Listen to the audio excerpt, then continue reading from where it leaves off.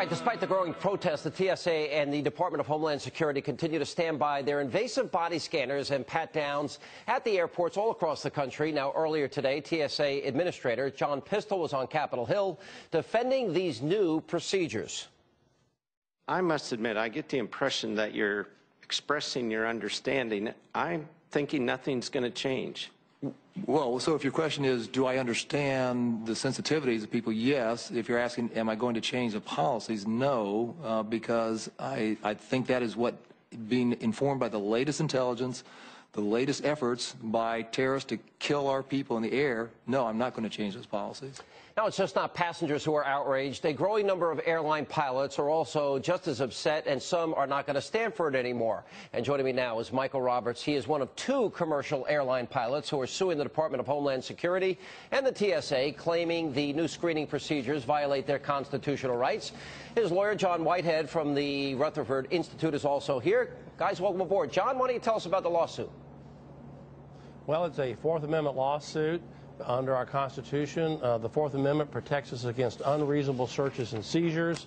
In this country, we've never allowed any kind of government agents, whether it be police or people that work for the government, to conduct full-body strip searches, which is what the body scanners do, or pat-downs unless there's some kind of suspicion of criminal activity. Yeah. None of that's available here. So that's exactly what's happening. And the question is, does our Constitution protect us or does it not?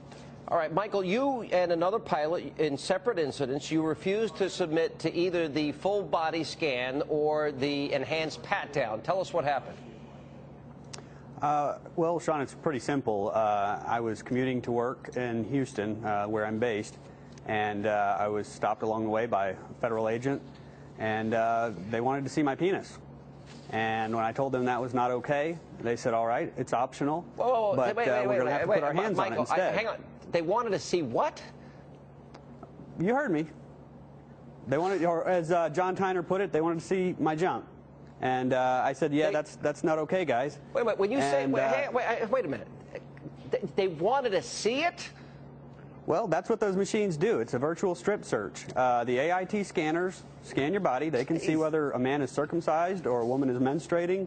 They can see everything. All right. So you refused. Now, you have not flown since, as I understand it, mid-October as a result of this? That was the 15th. That's right. Okay. What and the reason giving you either, do you still have the option to comply? Well, yeah, I suppose I do. Yeah, but you have. But as far as you're saying, you will not submit to this in any way. Well, no. Like I said, if I don't show it to them, then they insist on touching it. And if I don't let them do either one of those things, then my only option is to go home. And that's where I am. I'm at home. All right. So, John, let's examine the your legal remedies here and what you think your chances are in court. Well, I think the chances are good if the rule of law upholds, because the current law is that you can't strip search or do full-body frisk. And what Michael's talking about here, the frisks they're doing are really invasive. The slide method, they go up and they touch the genitalia, the breasts of women. We've gotten hundreds of emails across the country from women who are outraged, men as well. So if the Constitution's in operation, we should win this case under the Fourth Amendment. It guarantees against unreasonable searches and seizures. If we don't stop this in airports, in my opinion, you're going to see these machines on streets, in front of buildings.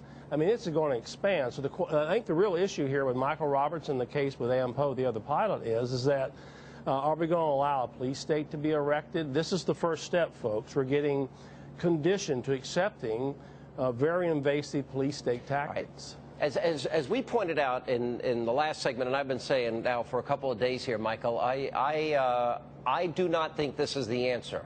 I think Israel has created a great model that we could follow, and I think that's going to include using our intelligence services far more than we are using now, and that means profiling in part, and not going after little old ladies in wheelchairs.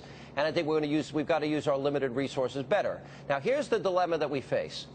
We definitely want, when we get on an airplane, we want to know we're safe. So you see the problem we have. Terrorists want to hijack these airplanes. We saw what happened on 9/11. What do you think the answer is?